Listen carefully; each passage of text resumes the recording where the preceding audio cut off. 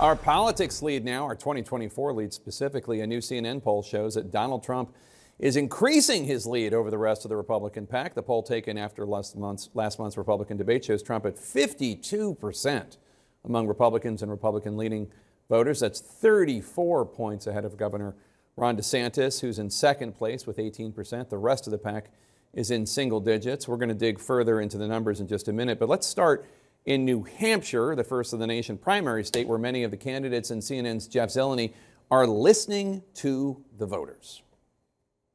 To catch up to Trump, it's a big climb. Bob Tilton has a front row seat to the Republican presidential contest. He likes a few options, but he loves former President Donald Trump. His wife, Crystal, does not. I think he's had his time, and there was enough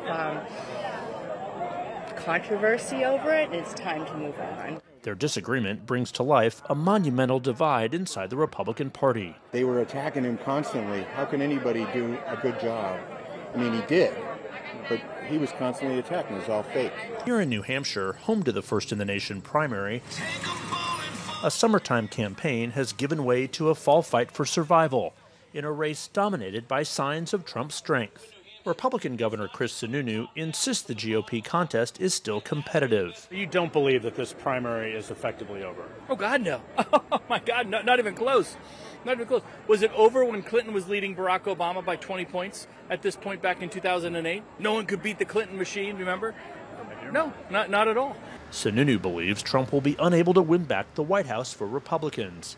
He points to the general election in New Hampshire, where in 2016, Trump fell short to Hillary Clinton by fewer than 3,000 votes. But 4 years later, he lost to Joe Biden by nearly 60,000. A big reason, he believes, is independent voters turned away from Trump. Here in New Hampshire, though, I think they'll play a big role. I think a lot of independents will come out and vote in the Republican primary. At a campaign stop for former Vice President Mike Pence, Larry Rocha introduced himself as one of those independents. I was a Republican from the first day I can vote. Many years later, I went independent.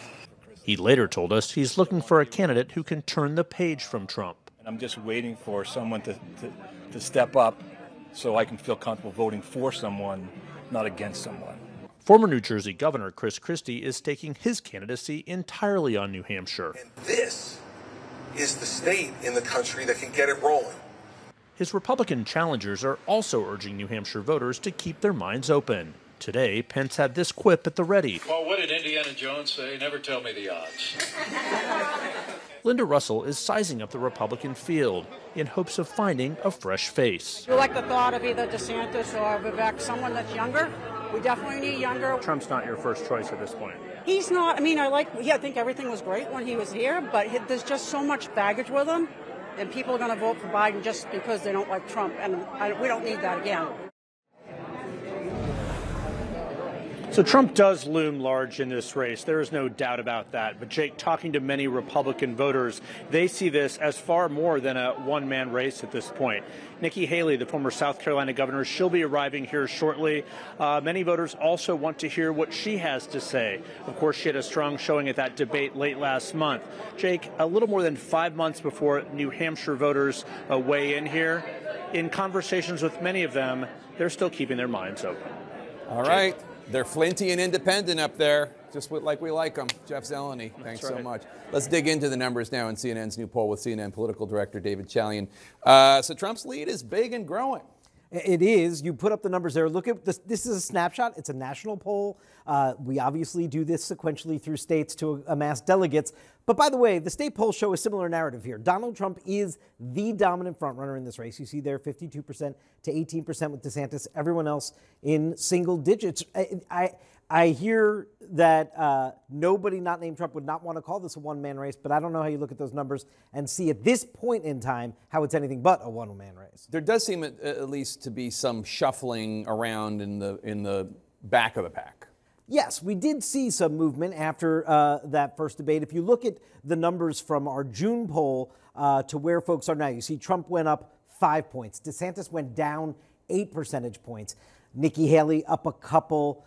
You see Vivek Ramaswamy up 5% from 1% to 6%. But what are we talking about here, Jake? I mean, we're talking about people that are still in single digits, and Donald Trump has a majority, you can add up every other number for candidates not named Trump. You still don't get as much as what Donald Trump has. And let's look at some of the other factors in the poll. Because I want to get your reaction to let's bring in the rest of the panel here. I want to get your reaction to two sets of numbers. Actually, David, before we do this, show me the impact of what the criminal cases that Trump is facing. What does our polling show on that? We in addition to looking at the state of the race, we wanted to get a sense of how people are responding to these criminal charges. Take a look here. We asked people whether we think that they are seriously concerned that the criminal charges might negatively impact Trump's ability to either serve a full term or govern effectively. Take a look. I think the story here, Jake, is if you look at the overall American population, you see that the majorities are seriously concerned that these legal troubles could impact him negatively to serve a full term or be effective as president. 60% of Americans say that. That's in the bars on the left of each of those. But if you look at the maroon, if you look at the small red bars, that's among Republican and Republican leaners. They just don't buy it. They do not buy that his legal troubles are going to impact his ability to serve or govern effectively. And then we ask, what about his ability to win in 2024? And look here, Republicans, 56% of them, so a majority, say no. His legal troubles will not impact his ability to win negatively.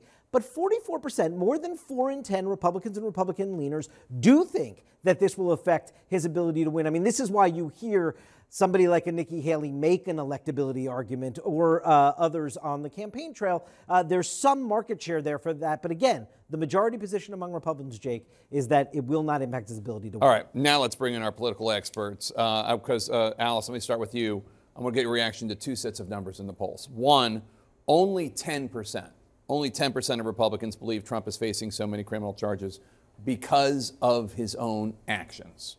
And 60% of Republicans say Trump faces charges because of political abuse of the justice system.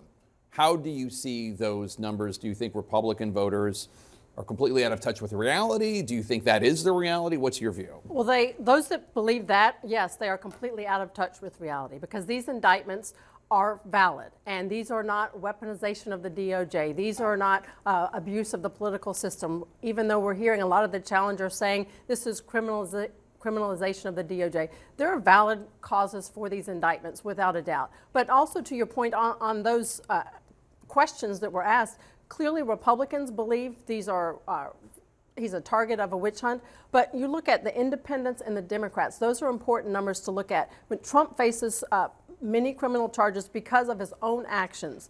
Independents, half of them believe it's because of his own actions, and Democrats, almost 83%. But here's an interesting crosstab as well. Trump faces so many criminal charges because of abuse of the system. Independents believe that 25% of them believe this is weaponization of the DOJ. So even independents are buying the malarkey that this is not valid actions on the part of Trump. So those are important things to keep track of. But look, we're seeing in these reports and many others, his numbers are getting just stronger. And people, Republican voters, they're more focused on the issues and not the indictments. They're focused on how they see him as a president, on the economy, crime, education, and immigration. They're looking at the issues, and these indictments are not swaying them anyway. Senator Murphy, Chris Murphy, Democrat of Connecticut, suggested that Trump being the nominee will make it easier for Democrats to keep the White House. I don't know that these numbers make that case. I don't either. The thing that keeps me up at night is third and fourth party candidates who could eat into Joe Biden's majority. The path is there. Democrats have averaged 51% in every one of the last 4 presidential elections. They won the popular vote in 7 out of the last 8. This is a Democratic country. Okay, the majority of Americans want Democrats in the White House. But, and Trump will get to 45, no sweat, nationally, not just in the party. He's already at 53 in the party. He'll get to 45 easily. His climb from 45 to 50 is insurmountable. But he could win at 45. He could if Joe Biden's majority is eaten into by a Dr. Cornel West, who's running as a Green, maybe No Labels runs as a moderate. Third and fourth party candidates could really eat into this. That's what ought to be keeping the Biden team up at night, is not even just the threat of Trump per se, but that third and fourth party candidates can eat into the majority that does not want Trump.